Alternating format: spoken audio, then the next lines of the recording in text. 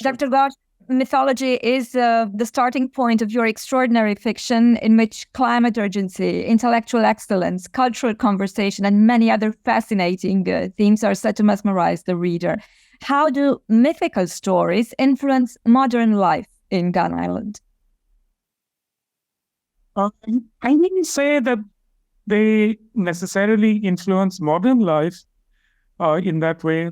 Well, let me start again. Actually, the myths that some of the myths that the story is based upon are very important in the lives of people within the Sundarbans.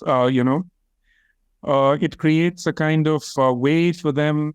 These myths create a kind of way for them to relate with the environment, to relate with the forest. So, in many ways, it creates a culture whereby people interact with their environment in a productive way.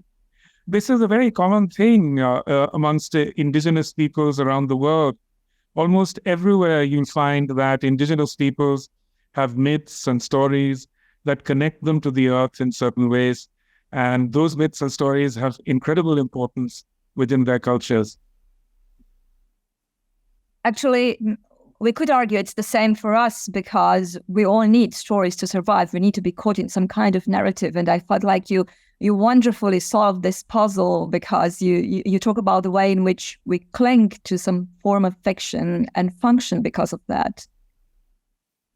Well, yes, I think we all need stories to relate to what is around us. Unfortunately, today we're only told one sort of story. Usually those stories have to do with, science and scientists and so on, which are useful stories in many ways. But they're not the only stories that can tell us how to relate to the world around us.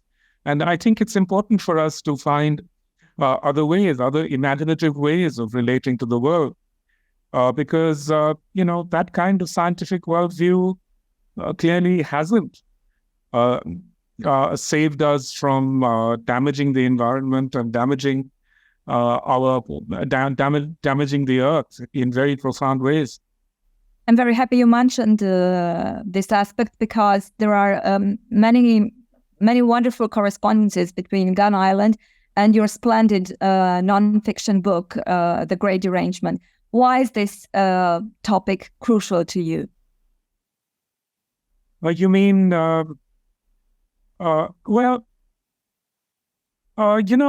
I started writing Gun Island shortly after I finished The Great Derangement.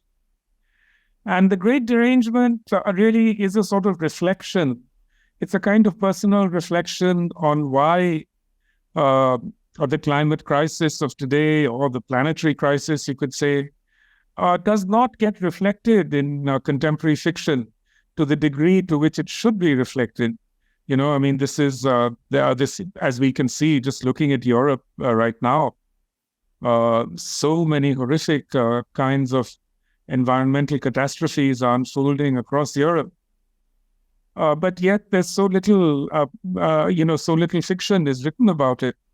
So that was The Great Derangement was my attempt to reflect on this issue. Gun Island, I started to write shortly after I finished The Great Derangement. And it was a strange thing, because, when I was writing The Great Derangement, I kept saying to myself, here I'm a novelist, and I'm making things very difficult for myself by writing this book. But actually, once I started writing Gun Island, it all came very naturally. It all flowed together very easily and quickly, and everything that I thought about, came together in the book. For example, I didn't want to write the kind of climate fiction novel that one often comes across today, which is, basically their kind of dystopic novels about environmental catastrophe and so on and so forth. But I wanted to write about something else altogether. All those themes came together in Gun Island. Well, I must tell you, from the reader's point of view, that it is indeed both very readable and wonderfully intricate. I personally love that. And we have the splendid characters. You're welcome. We have a Venetian researcher, an Indian-born dealer of books who lives in America, and tragedy and legend shaping their fate. And to me, their constant dialogue is one of the most fabulous ingredients of your novel. Now, how was it for you to imagine this addictive conversational architecture? It wasn't difficult at all. I'm a person who I'm not boasting if I say I've been very highly educated. I have a PhD from Oxford and so on. So I've been surrounded by a certain kind of voice all my life. And that voice lives in my head as well. A certain kind of, how shall I say, a certain sort of secular rationalism of a certain sort, which I find increasingly, in some ways I find it less and less persuasive, because I see that there are many amazing and strange things happening in the world, which can't be explained by any kind of simple causal mechanism. And, I think there are other things that are at work all around us, and we have to pay attention to them.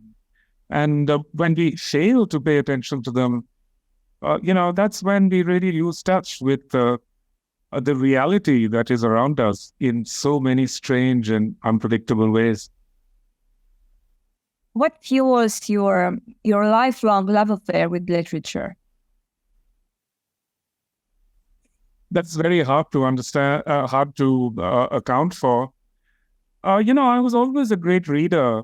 Even as a child, I loved to read. My mother was a great reader. And the culture I come from, which is that of Bengal, is a very sort of, how shall I say, literature-obsessed culture. So I guess it was kind of normal for children from my world to be very engaged with literature. Anyway, that was certainly the case with me from my childhood onwards. I love to read. Well, indeed, your culture has given the world many wonderful voices, many wonderful authors, and you're definitely one of them. Now, migration is another high-key topic of Gun Island, essential to life and yet frowned upon and dismissed and exploited many times. And you talk about dolphins and people migrating because their homes are being destroyed. Why do you think we somehow resist grasping the deeper meaning of this terrible loss and tragedy, which is the migration story? The migration story is a really complicated story. And I think that's where, for example, I find some of the sorts of explanations that I see about migration so inadequate, because you'll often see explanations of migration that are very reductive. That say, so-and-so has lost his land, so therefore, because of some climate event, so therefore he becomes a migrant and travels halfway across the world. But it's never that simple. I mean, before writing Gun Island, I spent a long time in Italy, in the migrant camps, interviewing a lot of migrants. And, because of the forces of circumstance, I speak a lot of the languages that are used by the migrants, Bengali, for example. Bengali is a language spoken by many, many migrants. I speak Urdu and a little bit of Arabic as well. So I could speak to the migrants in their own languages. And I think this makes a huge difference when you're trying to understand the stories of migrants. Because the stories that migrants tell to, let's say, Western researchers or Western journalists are very different from the stories that they'll tell to someone else, with whom they feel more at ease, because, I look like them, I'm from their world, I speak their language, and they tell you a completely different story. And it's a story which is not at all just about climate or about politics. It's also about a lot of other things. It's a lot about the structures of desire that exist in the world, I mean, these young migrants, they've grown up with cell phones and with social media. And from their childhood onwards, they're seeing these images of, commodities and, shiny things. And just like, a young kid in Bucharest or in Calcutta, a middle-class kid, goes to the mall, wants to buy stuff. These very poor kids who are growing up in the countryside also have the same desires. So I think we forget really that the incredible sort of equalizing effect that modern communications technology has had. People just want certain things. Most of all, I think we tend to forget the importance of contemporary communications technologies in migration. Every step in the path of migration today depends upon the cell phone. The payments that they make to their traffickers, the ways in which they find their ways around the ports. This migration is not just, unfortunately, as it is often presented, just a sort of desperation thing. It's very much an aspect of the contemporary world. It's very much an aspect of contemporary technologies.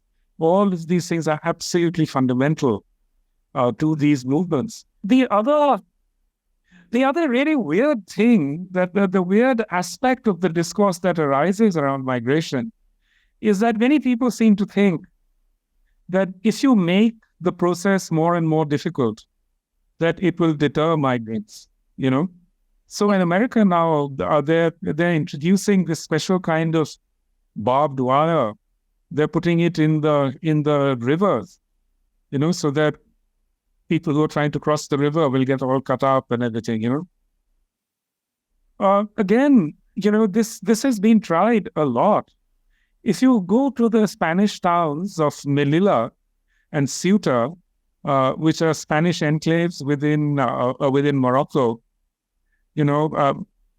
basically they're surrounded by like acres of barbed wire. There are walls after walls after walls of wire all around these towns, but that doesn't deter people from trying. In fact, entire settlements of would-be migrants have grown up around these walls. And there are newspaper reports often that you read about them, and in one of those reports, I read about a young migrant from sub-Saharan Africa who said, this wall is like a voice calling me. So if you're like 21, you think you can beat anything. It's a kind of, and the more barriers there are, the more attractive it is. That's why people want to go and climb Everest, for example, because it's difficult. And because in many ways, it becomes that kind of game for migrants. Well, this is an extraordinary story. I was meaning to ask you about your process of research, but what a privilege to be able to actually interview all these people in their languages and recuperate for us the intimacy of the story, the very personal tone, the wall in a way, and the voice that calls from behind the wall that has to be climbed and jumped over. It's really wonderful, and thank you so very much for sharing. Now,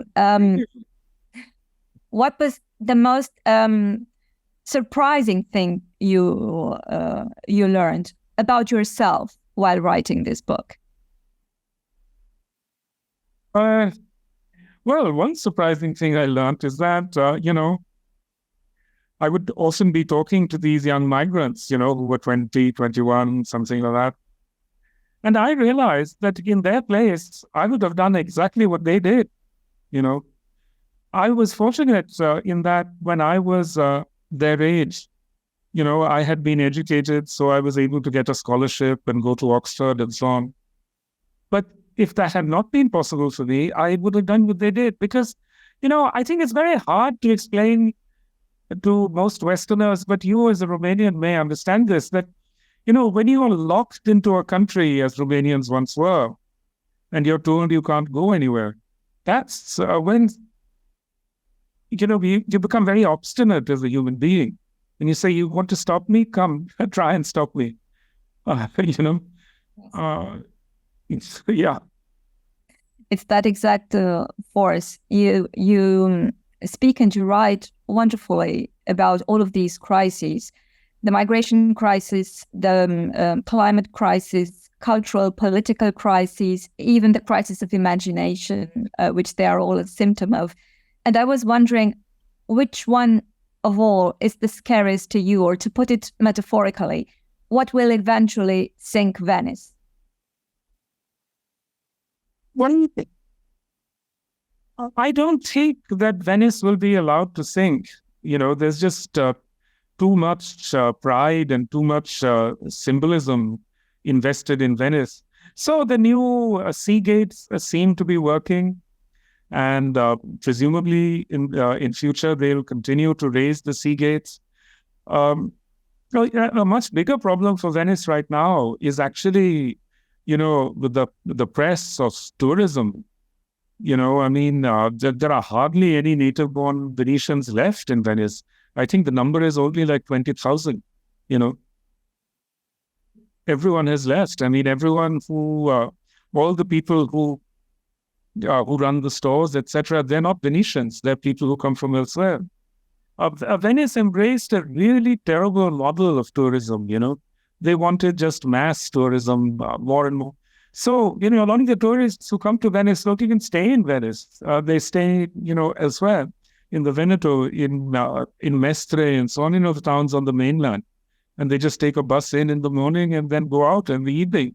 So the city really doesn't get much from them.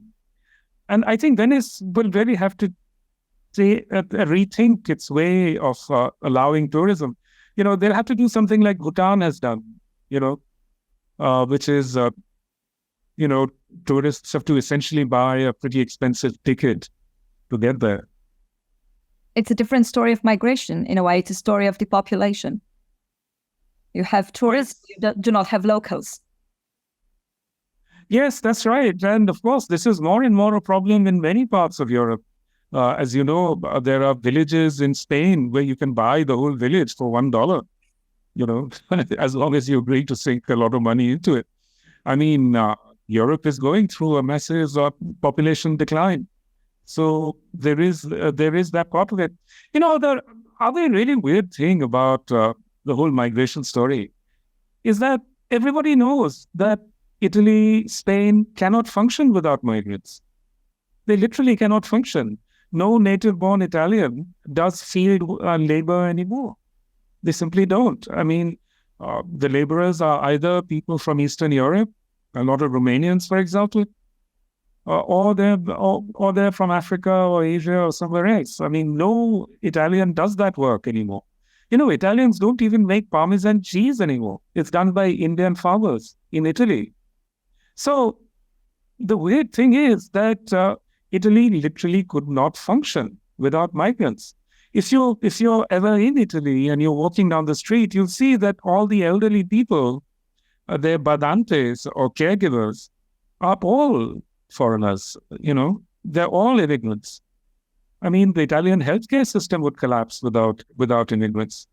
And this is true across a lot of Western Europe, So the whole idea that somehow they can get by with keeping migrants out, it's just not feasible. They can't. And you've seen how badly the English economy has been affected since the Poles left. And what will eventually stop our boat, metaphorically as well, from sinking? Well, your guess is as good as mine. If you look now across the world, the situation seems to be constantly just getting worse and worse. And of course, the really sad thing is that there's a lot that we can do. We can dramatically cut fossil fuel production and, do a lot of other stuff. But in fact, what the world is doing is that it's investing more and more heavily in weaponry and armaments productions. It's a very grim scenario. Dr. Ghosh, thank you so very much for this conversation and for the wonderful book you wrote. Thank you. Thank you. Thank you very much indeed. Thank you. Thank Goodbye. you. Goodbye. Goodbye.